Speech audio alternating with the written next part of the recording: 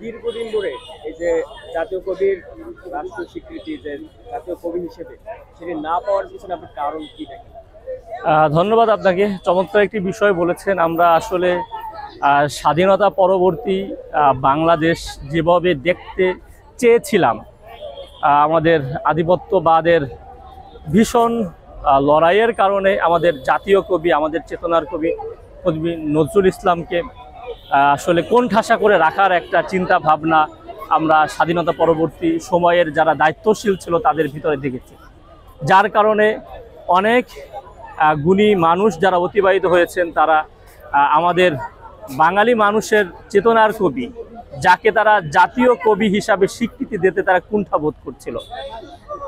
ছাত্র জনতা নতুনভাবে যে বাংলাদেশ তৈরি করেছে ফেসিবাদকে হটিয়ে, সেই বাংলাদেশে বৈষম্যের কোনো ঠাঁই থাকবে না, এই স্লোগান নিয়ে যখন নতুনভাবে রাষ্ট্র আবারও মেরামত করা হলো, তখন কবি নজরুল ইসলাম আবারও আমাদের ভেতরে এই চেতনার জাগ্রত করেছে যে আমরা এতদিন যে তাকে জাতীয় কবি হিসাবে খেতাব দিতে পারিনি, সেই যে লজ্জা অথবা আমাদের জন্য সেই যে অপমান ছিল, সেখান থেকে কিছুটা হলেও আমরা বের হয়ে আসতে পেরেছি। এবং নতুন গভর্নমেন্ট যারা আসছে তারা এটা চিন্তা করেছে বিদায়ী এটা হয়েছে।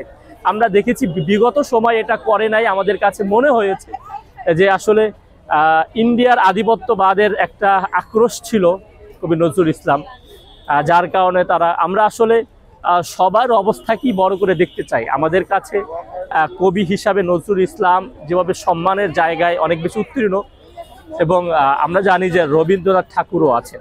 তো আসলে আমাদের কাছে মনে হয়েছে রবি ঠাকুরকে উপরে উঠিয়ে রাখার জন্য কবি নজরুল ইসলামের চেতনাকে আমাদের ভিতরে একদম নিস্তেজ করে দেওয়ার জন্য কবিকে আসলে জাতীয় কবি হিসাবে খেতাব দেওয়া হয়নি।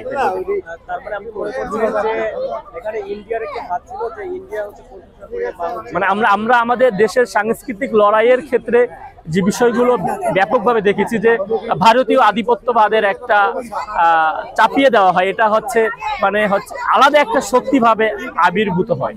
তো আমার কাছে মনে হয় যে এটা এই কারণেই হয়েছে।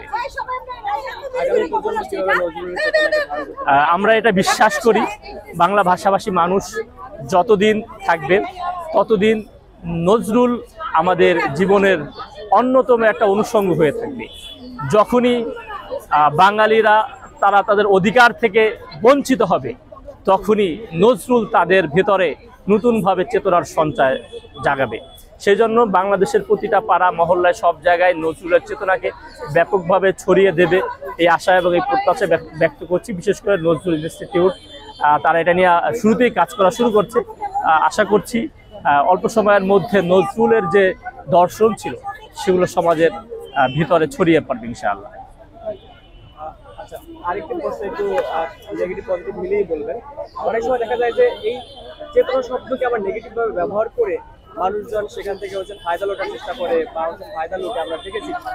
আপনি খুব চমৎকার একটি বিষয় বলেছেন। দেখেন, যে চেতনা বাস্তবসম্মত, যে চেতনা অন্যায়ের বিরুদ্ধে ন্যায়ের পক্ষে দাঁড়াতে সাহায্য সহযোগিতা করে, আমরা মনে করি ওই চেতনা সবসময় থাকা দরকার।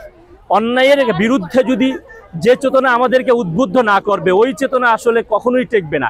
যদি আপনি শক্তি খাটিয়ে, ক্ষমতা খাটিয়ে যদি আমরা বড় কিছু বানিয়ে রাখি, কিন্তু যখনই আবার নতুন সময় আসবে তখন কিন্তু সেই চেতনা ধূলিসাৎ হয়ে যাবে।